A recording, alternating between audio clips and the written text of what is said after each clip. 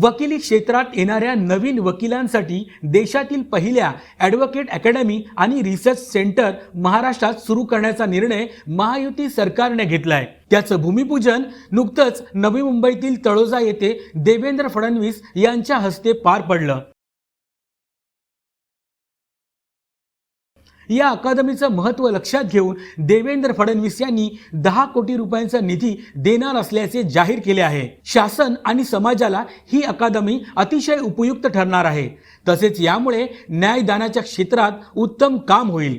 त्यामुळेच येथे शिकणाऱ्या वकिलांना विद्यावेतन देण्याचंही फडणवीस यांनी स्पष्ट केलं आहे।